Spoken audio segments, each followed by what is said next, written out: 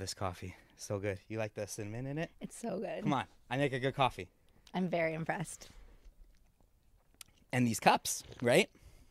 They're beautiful. Stainless steel, insulated, keeps your coffee really warm. Perfect size. In the summer, I was putting like really cold drinks in it. I'd grind up like some ice and put a little lemonada and mint. Yeah. It was delicious. I loved it. So these are the Bass Cup cups. You can find these on Amazon. Actually, right now I'll put a link below. Good morning, Becca. Good morning. Rebecca Sigala. Welcome you for to the having podcast. me.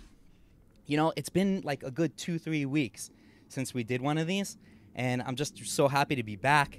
And we thought it was going to rain today, but it's a gorgeous, beautiful day, and we have this great set here. I never believe the weather forecast. Why is it that the weather, right?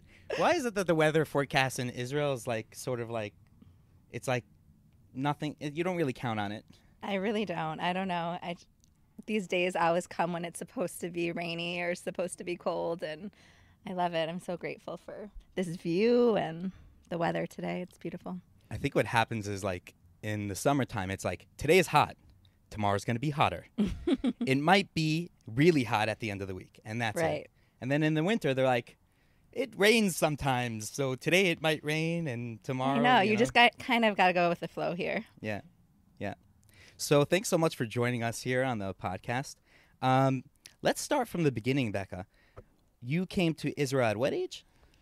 I was 18, right out of high school. I actually deferred a scholarship that I had to go to a fashion institute in Los Angeles. Mm-hmm. At the time, I really wanted to explore my roots and my Judaism, and I didn't grow up religious, but definitely very culturally Jewish. And I'd kind of gotten into learning a little bit like Torah, and I wanted to experience Israel from a spiritual perspective. Mm-hmm. And so I deferred my scholarship for a year and said I was going to come to Israel. Wow. And I landed in Israel with I had never been there before. Like, we never went as a family or anything like that. Right. All I really knew about Israel is there was camels and really cute guys. That's what my mom always told me. Wild. And I was excited about it because obviously it was a huge part of my upbringing and my identity, but I didn't know much about it. And I ended up in Beit Shemesh in a seminary there, and that didn't work out. Actually got kicked out after a few weeks. Yeah. And I was introduced to this seminary in Sfat. Someone was like, oh, you're a spiritual person. You should go to Sfat. And I remember driving up to Sfat, like going on the bus in the middle of the night and walking out to this kind of like eerie and creepy vibe because, Sure. you know, Sfat's like, it is very mystical and holy and kind of isolated from the rest of the world. Mm-hmm. And being like, where the hell am I? But then once I stayed there a few days, I really felt like I had found my place, and I was really connected to Sfat and loved it and spent the year there. It must have been wild, you know, coming to Israel and then spending the year in Sfat, because it's probably like one of the highest places, both physically over there and also just spiritually. You know, it's like jumping right into it. You know? Yeah, totally. And it was the school that I went to was very like focused on Chassidut and all of these like very spiritual aspects of Torah, Right. Which I really loved. And you know, I just remember like taking these long walks in like the beautiful like mountain of Sfat and like through the art galleries and going to bonfires and like really just taking myself out of anything that I had ever known before. So it was a really beautiful time where I was able to really reflect on myself and my life and what I wanted. Mm-hmm. And I actually met my now husband in Sfat. And Shout out to Shua. Shout out to Shua. Good man. Yeah, totally. Got very lucky. And I remember that year I called up my dad. I was 18 at the time, and I go, Dad, I think I'm going to get married. And he's like, no, you're not. Come home. Thank God it worked out. He met Shua. He loves him. But it was a little crazy. Like, I kind of jumped into this religious lifestyle right away. I really saw a lot of beauty in it. Mm-hmm. I didn't actually think I was going to make Aliyah. I think that was more at the time like me being like in love and just wanting to start a family with my now husband. And he had always grown up that like Israel was his place, and he was worried about even starting to date me Wow. because that was what he wanted to do. Like that was his goal. He came Um, also, and he just stayed. He yeah. also came at 17 or 18. Yeah, he came at 18. He went to Machon Lev, Yeah. and then he went to the Hesder, the American program in Okay. Svat, and really just that it was it for him like right Wow. away. And so when Spot he will do that to you, I guess. totally, You I know. guess so, kind of like brainwashes you in some ways good, some ways not as Sure. good. Um, but but yeah, like he loved it so much. And so I remember like him going through a friend saying, I don't know if she wants to move to Israel. And I was like, it's fine, I'll move to Israel. So that's pretty much like how I made Aliyah. But at the same time, I'm like so happy that I made that decision. And Yeah. it's such a rich and meaningful life here. So Mm-hmm. we got married the next year. I was 19, he was 20. And then we just made Aliyah with like a few pieces of luggage and some backpacks and started our lives here.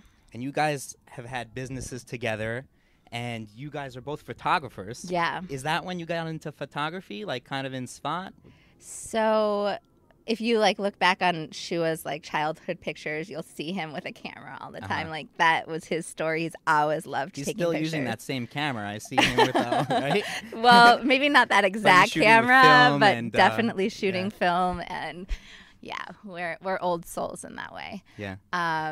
But yeah, he always loved taking pictures, and I had this like background in fashion, and I worked for a fashion agency like in my hometown and did wardrobe styling for them and helped them with like photo shoots and like all these things. So that was like my career track. I wanted to be in fashion. Right. And I loved photography, but I never thought I could do it. It just seemed so complicated and such a cool talent to have that I just didn't have. I never thought of myself as being able to be a photographer. Right. But once we got married, I think he had always really wanted to get a nice camera, like a professional level camera. And he bought one, and I was like, "What's your plan?" He's like, "I don't know. I'll just take some pictures." I'm like, "Okay, great." And he bought it when we lived in LA for a little bit before we made Aliyah. And he bought it then and just started taking pictures. And when we lived in Svat for the first year, a couple people asked like, "Oh, will you take pictures at a Brit Milah?" Like he took a headshot of someone for their book. So he dabbled in it a little bit. Yeah. And I was excited because I love like marketing and business, and I wanted to do the back end of things for him. And also because he was building his portfolio, I thought it would be really fun to do a few shoots where I would organize the models and the hair and makeup and Wow. like all this fun stuff. And so we did that, and we kind of flew with it together. And as he started growing in his like talent and in his business, I think I started realizing how much deeper photography could be, and that it was really like storytelling. Mm-hmm. And as much as I loved looking at his pictures, I was like, like I want a voice in this. Like I want to be able to tell my perspective in the same way through photography. And so he started teaching me things, and shortly after that, we just, I think he had an assistant for weddings at first, and then I would come on as like a third person. We had like another camera, and I would come on as a third person. So like if I totally messed up, it would be okay. Oh, wow. Yeah. What a unique perspective. So then is that kind of like the arena where you're able to like kind of find more art in it? Because if you're like a wedding photographer, it's your gig, right? And I'm sure you're of course you're taking beautiful shots and trying to, but as the third person, You must have had a unique situation there where you can Yeah, like try I didn't anything. feel like I had so much pressure Yeah. and I could just like try anything. I mean, also the thing about wedding photography is it's all kind of photography in one day. Wow. You know, it's product Right. photography, it's documentary photography, it's street Like photography, it's headshots and portraits, portraits, it's right? everything. Wow, I never thought of it like that. It's true. Yeah, it really is everything. So it gives you such a good um I guess taste of everything, and I Yeah. started realizing that I loved detail shots, and I also loved like the preparations when I was able to really connect with the bride and she was getting her hair and makeup done, and Yeah. then we would go out and do portraits of her. That was my by far my favorite part, and by the end of the wedding I was like, I am out of here. I don't want to do any more simple dancing, you Yeah. know. Yeah. And Shua, he could go with the flow and go forever. Yeah. So it's really more his thing. But yeah, anyways, we eventually, after I felt comfortable enough to be his assistant, then we did weddings together, and it was Wow. really incredible. And I Husband learned and a wife lot. duo. Yeah, I really learned a lot from it. But like I said, I don't think it was like totally my passion. Right. And like what was beneficial about it is like we had a similar kind of eye. We have a similar kind of style. It's different, but we really get each other. And like he could look at me from across the room, and I knew exactly what he wanted me to do or what he needed. I And was literally about to ask you, like, what's it like, working together with your husband in maybe sometimes a high pressure scenario? yeah, I think it was totally amazing most of the time. I mean, it's hard. Like it's your partner Sure. and you spend all day and all night with them. So then switching over to this like professional relationship Business that you kind have to of. have, it can be difficult sometimes. Yeah. But I think over the years, we really like worked out those kinks. And I think it was really about like communicating with each other and also having our own roles in the business. Like, okay, you do this and I do this. Right. And That's then kind of like at home too. yeah, exactly. Exactly. And then once I started doing boudoir photography, then that was really, I think, healthy for the both of us because I had my own projects. Right. And he would also have his own separate portrait projects. And then we would just do weddings together like Right. once in a while. So I think that was really good for us too. That's really unique. And you guys eventually made your way straight to Frat from Savant. How did that play out? So once he started dabbling into photography a little bit, we knew that we wanted to start the business, and there wasn't really much opportunity to do that in Spot. And Yeah. Fire dogs. dog. We got one here. Gotta love We him. got one over there. They're great. Gotta love them. No, he wants to be part of the show, and he will be. Yeah, We're gonna do yeah. one specific interview He just needs for like Tar a whole Dog. photo shoot for it too. Dogs of a Frat. Well, maybe you know someone who can help me with that. Maybe. So wait, okay, so we Yeah. So Spot. Spot didn't really have so much opportunity like to start a business. Right. And we decided to move to Jerusalem. We had like some friends that were living there at the time. More access, more central location. Yeah, more of a central. Like we central were super central. We lived right off of Agrippus, Right. like super near the Shuk, and Oh, great. yeah, it was great. And then we could like meet with clients easily and go to weddings more easily and stuff. And we didn't have a car at the time, so it was definitely very helpful to live there. But as much as I thought that I was a city girl and loved the hustle and bustle, I think I really did want like a suburban neighborhood and a community and all of that. And I'm from Minnesota originally, so that's Right. very different than being in a big city or Sure. even being in Israel. And so we started to look around to different places, Malay Adumim, and Right. just like all the normal, like more of like modern Orthodox communities. And we came to Sfat, and I think the first Shabbat that we were here, they were doing Havdalah Frat, on the yeah. street. Right. It reminded me so much of Sfat. Sure. Like I just got such a good feeling about the Yeah. people here, and it was so beautiful. And we came for a Shabbat, and that night we heard about the Danzig's apartment Oh, being wow. open. On Pito Maktor. Yeah, and we saw it that Yeah. night, and I think we stayed at the Edelmans, and then we saw the Danzig's apartment. It was so beautiful, and also like so much more affordable than Jerusalem, Right. and just like, yeah, great. This So was I like was like what, like 8, 9 years ago? So a while already. You guys have been here for a while. 9 years Yeah, ago. wow. Yeah, we've been here for a You while. guys are like Vatikim, like you're like Efrat nationals. Yeah. That's cool. Yeah, it's changed so much since we first got here, which Yeah, is right? really cool. We always talk about how like we used to live on Piton Makator and we would watch this neighborhood being built. I We watched it for like know. 5 years being built, and your neighborhood over there. It's so Yeah, crazy. And now there's so many people that I don't even know here, which yeah. is, I'm just like, It feels what? like a small town, but you realize that there's just a No, lot it's of people here. growing and growing, Yeah, which is really great and it's really fun. Um, and yeah, and so then I was like, okay, we'll take it. It's perfect. And the Danzigs are like amazing people, and yeah. we moved in, and That's yeah, great. it was great. That's awesome. And so then you started building your own business. You got into that a little bit. So what's that been like? I know that you guys have always pretty much worked for yourselves, even Hmm. if you've had a second job or a third job, right? Yeah, You've always totally. been working for yourselves, and it's something that I like. I really, really appreciate about you guys, and it's been unique and interesting seeing your journey. Like, it must have been you must have been through some hard times, Yeah, building up your businesses. Maybe just tell me a little bit about like the beginning of sure, starting your business and sure. So what that was like. Yeah. because we're self-taught photographers, we're always like learning and wanting to grow, and there's so much information online. Like that's how we learned all the stuff we needed to learn, and then obviously trial and error and like doing what we do and Hmm. having like some things that just come intuitively to us. Um, but I came across this type of photography called boudoir photography.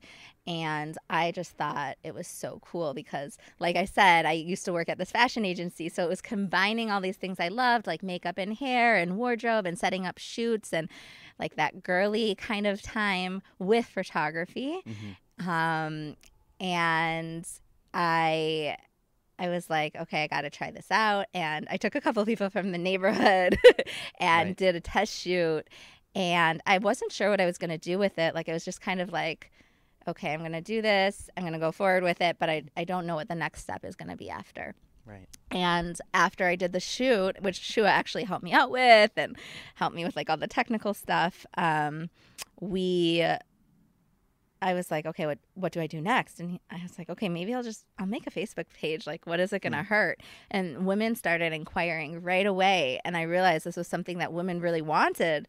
And and then I started doing these shoots for like not very much money. Like, obviously, I was just starting out, Sure. and this I think it was the second session or something like that. And my client was so nervous to get in front of the camera. Well, should I explain what boudoir photography is first? Sure. We can Okay. get into it. Sure. Yeah. So, boudoir photography is intimate photography for women. It is generally in lingerie or artistic nudity, and it's for everyday women. It's not for models or photo shoots for magazines or anything like that. It's just Right. for women for their own personal use. Right. And so when I went to this client, the second client, she was so nervous about it, and she's like, okay, maybe I'll just like do some like fun glamour shots and clothed in the forest or something like that. And then by the end of the shoot, she was so comfortable with me, and it ended up being a boudoir shoot. And she felt like she could really connect to her body and feel comfortable in her skin. And when she got her images for the first time, she said, I've never felt like a woman before. Like, this is incredible. And she was crying, and I was crying. And it was just so beautiful to see that transformation in her mindset about herself. And that's when I realized that it wasn't just like this fun, exciting thing that I wanted to do, but that it could be really empowering for women Hmm. and help them change the way that they see themselves. So I ran with it Yeah. and it became my passion.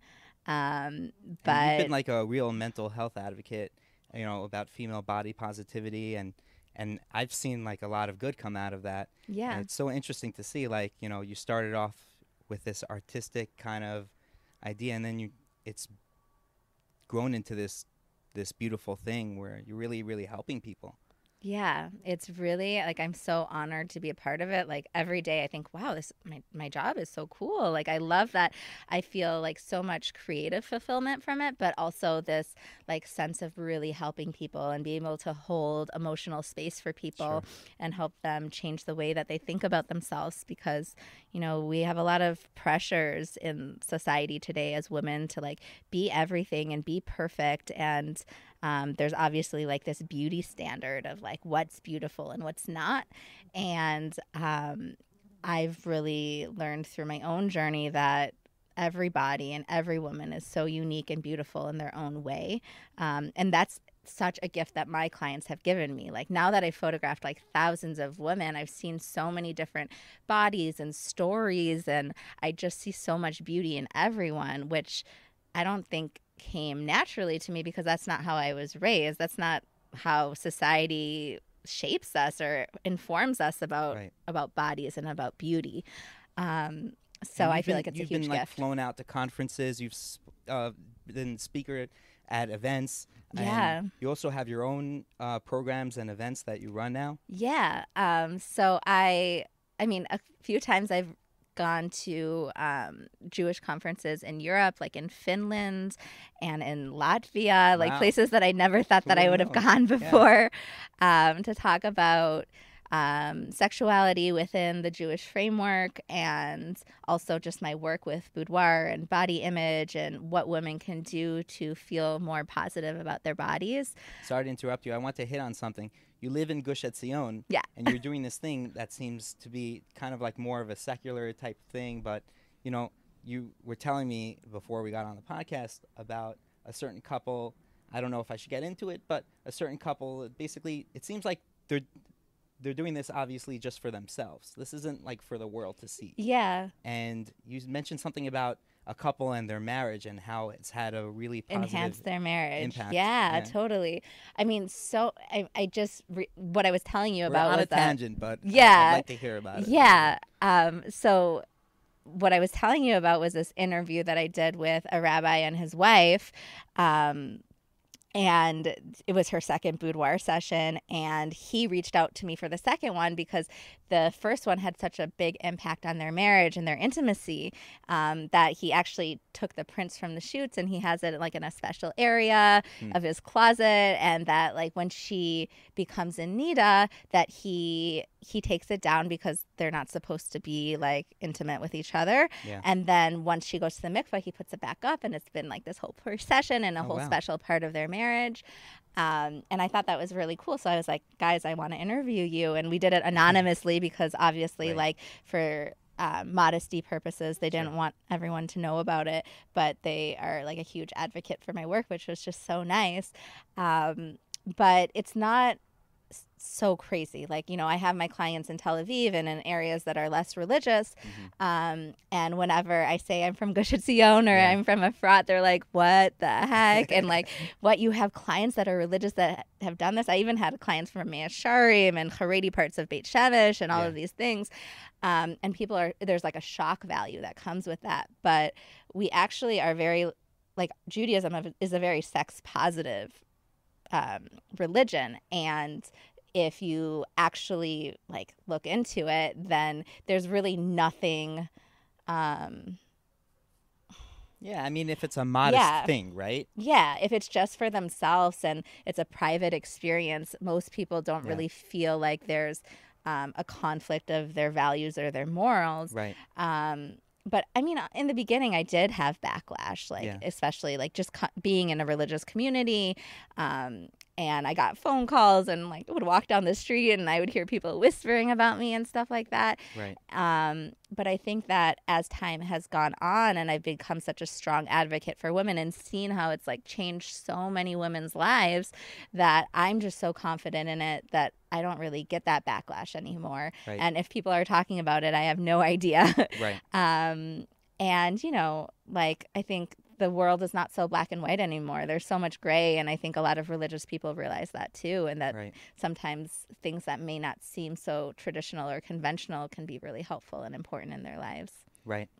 And they keep it for themselves, and they do it in a modest way, Yeah. and they're not like putting it all out on the internet, on Yeah. Instagram and Yeah. TikToking and Yeah. Sometimes people are like, I really want to do a yeah, boudoir shoot, but I don't want to share them. Like they think that's part of my right, whole right, process. which is a little awkward. I can Yeah, and I'm like, imagine. no, like you don't. Yeah, Everything's 100% confidential. Like I take it as like the confidentiality that a therapist would have with their client. Like right, I don't even tell people who I photographed, right. because I think that that's part of women empowerment is giving women a safe place Hmm. to really be themselves and be in control of their They environment can do and their whatever they want with sexuality. it. Yeah, Yeah, exactly. This is for them. And, yeah. I'm not like some creepy male photographer that's like trying, not that all male photographers are creepy, No, but just in I've that definitely, situation might not be as yeah. comfortable. Yeah, it You might not know. be as comfortable, but there are some creepy, like I had my own experience in high school like that where there Yeah, was like kind of a sleazy photographer that wanted this and that. And I think that now it's the time when women are like reclaiming themselves and their sexuality like for themselves, and most of the time these women are doing the sessions really for themselves, and like it right. sometimes is like a bonus for their husband or an anniversary or a birthday present, but a lot of women really want to explore different sides of themselves, and it's so cool to see them do it for Right. just for themselves. And you mentioned you have clients in Tel Aviv. You're traveling, so you live in Efrat, Mm-hmm. and somehow you're still able to work in the center of the country Yeah. and get around, to go all these places. What's it been like, running a business where you're kind of like all over the country? Are you driving to these Yeah, I'm places? driving. I got Yeah. my podcasts, which Wow. I love. Yeah. I love it. I was just saying, I drove with my makeup artist to Caesarea yesterday, Yeah. and it makes me so grateful to live in this country. Yeah. Like I was telling her that I like the convenience of like I have my home studio and people Right. come to me sometimes, but sometimes people want me to go to them, and I love doing it once in a while because I really get to like see the beauty of this country, and there's just so much freaking beauty here, Yeah. and I love being able to be grateful for it. Especially like right now, like it's rained a little bit. We've had a couple good hard rains, and if you're looking at the hills behind us, like everything's kind of turning green and it's getting like really lush and beautiful. Yeah. And it's like a really beautiful time. Usually winter you think, you know, of like dreary thoughts or whatever, but even with overcast and a little bit of rain, it's really beautiful here, So especially in the hills. beautiful. And I look out my window and I never expected that I would have that kind of view. Like Right. I lived in like suburban Minnesota where Right. it's like all farmland, and there's definitely beautiful parts of Minnesota, but nothing like this. They're And probably buried in snow right now. yes, totally. Oh my gosh. It's so cold there. We had like 3 days of winter so far. I'm wearing a Yeah. sweater. I don't necessarily need to Yeah. be wearing a sweater I right now. know. It's not that hot. I know. Yeah, It's so nice. so wild. So, like, have you guys acclimated well to Fry? I mean, your children kind of grew up here, right? They've been, they grew up here from a very young age. Yeah. How's that worked out for them? Are they happy here? Yeah, they're so happy here. Like that's I think one of the main reasons why we stayed. Like I mean, my husband loves living in the gush, and just that's a huge important value for him, to be here and like be in the land and Sure. all of that. And I came here, I think, more for like the community aspect of it and the convenience aspect of it. Um, but they love it. Like whenever I say, "Oh, what if we move somewhere else?" My kids are like, "No, but we're gonna be away from our friends," and Yeah, like you know like our group of friends, yeah. and they've really become like family, and it's so so special. I think that there's really nothing that's more important than that, is having like people in your life that you can be there for and they support you, and just like I don't know, it's so special here. It seems like a recurring theme. Everyone I speak to talk about. I'm sure there are families here who have much family, cousins and Yeah. whatnot, but people talk about community and their friends here as well, like as if they're family. I Yeah, think it's a really beautiful thing. it It is. might be a small town thing. It might just be Efrat itself. I think, yeah, I'm not sure because I've never really lived anywhere else, but Yeah. I always feel like people have my back, like whether like it's just about, picking someone up from daycare or something like that, Yeah. or like I'm sick and someone brings over chicken soup, or Yeah. after I gave birth, I had meals for like 3 weeks. Like that's insane. Like, Wow. but beautiful Yeah, I love when meals. that happens. There's a meal train and you're like eating for a month after. It's You don't have to amazing. worry about making dinner It's for a long totally time. amazing. It's And there's beautiful. also like chesed organizations and like, being an entrepreneur, we've also been through some difficult times, and Yeah. um, they've also been there for us. Yeah. And it's so wonderful. People just show up, right? Yeah. Yeah, that's so great. That's so great. So like going back to your business, like what are some of the things you've done in this crazy corona time to stay busy and to keep pushing forward? Many people have gotten really really innovative. And I've Yeah. seen, I don't follow everything that you've been doing, but I noticed recently you have this course that you've been running. Yeah. Well, when the first lockdown happened, I was like, what am I going to do? Like my job is obsolete. Like I Right. can't If you go can't anywhere. see people Yeah. and take pictures of them. Yeah. And then I was, I have like this photography community online, and I started seeing people who are doing like Zoom and FaceTime sessions, and I thought that was nuts. I was like, what? Right. Like that's not even what I do. Right. Like how could I give my clients value with that? But I actually wanted to try it out. So I called my sister. I'm like, Davina, we're doing a boudoir session. I'm like, go get some makeup on. Let's do this. And I actually, through FaceTime, it's so cool because you can take a picture on FaceTime and it takes a picture through their phone. Oh wow. Yeah. And then it saves to my phone. So I was taking pictures of her. I was telling her how to pose, where to stand, taking pictures of her, and then collecting them on my phone and then editing them after and Wow. sending them to her. And it's obviously not the same as what I do with like a whole experience that I give people, but it was giving, I started offering it, and it was giving people like a sense of confidence, a reason to like, dress up a little bit, feel good Right. about themselves. Especially this time when we were in our pajamas for like Yeah. 4 months straight. Most people were like, oh, this is the first time like I put on anything or put on makeup at Wow. all for weeks. Uh-huh. And that was really fun. So I started doing that. And then I had been wanting to like invest more in my business, like my boudoir business specifically. And I hired a business coach like in June. And that really has been a game changer for me, really helping me with my mindset around my business and basically money therapy and like just really figuring out how I can help the most women and do what I want to do in the world and support my family and everything, all the good stuff. Yeah. And we kind of came up with this idea that I was going to do a virtual body positivity course. That's what I'm passionate about. I'm Right. passionate about women feeling good about their bodies at all different stages of their lives And because this is our what you've been bodies doing change. for That's the- what I've been all doing. these years. And there's so many boudoir photography. I see it as a tool, but not the only tool. There's so many things that we can do to feel better about ourselves and our bodies and get connected to who we are on a deep level.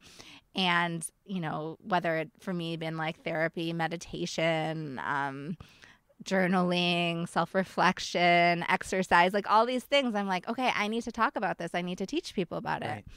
it. So I created an online course, and we're Wow. actually like in our 6th week, which is the last week. Mm-hmm. And I launched it last month, and I'm going to launch another one in January. And women are really loving it and like changing the way that they're seeing themselves and doing good things for themselves. And it's affecting their relationships in positive ways and their businesses in positive ways.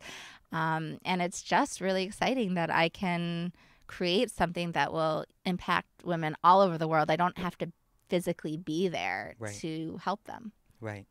What's it feel like seeing the progression from the beginning from the first week now coming into the 6th week of the program? Like, what do you Well, I think I went through my own emotional process myself of just Interesting. like, oh my gosh, I can't believe I'm doing this. She's a like real person, people. Exactly. I'm a human, and that's like part of it is like really having self-compassion Yeah. for ourselves. And knowing that we're human and that we're going to make mistakes and be flawed, and that's all part of it. And I was scared, like starting it, like sick to my stomach scared that I was like, okay, I'm going to do this. I'm going to put it out there. I've been putting myself out there for years. I have this like community on Facebook of over like 3,500 women, which is really crazy. It's really crazy. I didn't know incredible. That. You That's didn't? Amazing. And I felt like they were like waiting for something, like they needed something. You know, I didn't know it, but I believe it. Honestly, Thanks. I don't deal with you professionally, but I've seen your progression. I don't know if it took 6 weeks or 6 years, but I've seen your progression. It's really impressive. I really, really look up to you. Thank you. And seeing you build this business has been amazing, really inspiring. Thank you. Yeah, go on about the program. No, I really appreciate that. The 6th week. Yeah, so I felt like they were waiting for something, and so I had always had this idea of doing the program, and then my coach was like, just do it. Doesn't need to be perfect. Doesn't need to be like, you know, perfect production. It doesn't need to be, you know, seamless. Just put it together. Right. And I just started doing it and recording videos, and actually like I thought I was going to record all the videos in like 1 or 2 days, and I hired a makeup artist to like do my hair and makeup, and then I paid for it, got my makeup done, everything, and like sat there and I was like totally blank. Right. Oh crap. So then I had to do it slowly and imperfectly. Like, how do you force something like that anyways, right? Yeah. It's like I think at one time I did 2 podcasts in one day. It's just a totally different level, but 2 podcasts in one day, and I was all talked out. You know? It's a lot of emotional energy, and yeah, it's also like about having like, you do have to really believe in yourself. But I think that everyone has insecurities and things that hold them back. And part of like my journey has just been like, okay, just do it anyways. Just be scared and do it anyways. Right. It's also like what I teach the people in my course, and that's what I tell my clients when everyone's nervous to do a boudoir session. Most people have never done something like that before. Sure. So sometimes stepping outside of our comfort zone, but like in a safe way, not obviously doing something that's not safe for you, but in a situation that feels safe and that you can control, is really empowering to just be like, I did that, and you can be proud of it. Right. Wow, it's really unique. And you have another one coming up in January. And January 24th. And before that one comes out, I do like a 5-day mini course so that people can kind of see what it's about. It's completely free. Right. And yeah. We'll put a link to that in the description of the podcast and whatnot. Thank you. Wow, Rebecca, thank you so much for joining us. This has been great. Like I said, you know, I'm not trying to sugarcoat it. I've said this to you off camera too. You're really inspiring to me, and seeing your journey. She's a real human being. You know, it's not easy to build a business, especially in this climate right now. It's got to be extremely hard. And I've seen you just go after it and go after it and go after it. And with all the troubles and all the things that come along with it, you take it with a stride. So just thanks for inspiring me.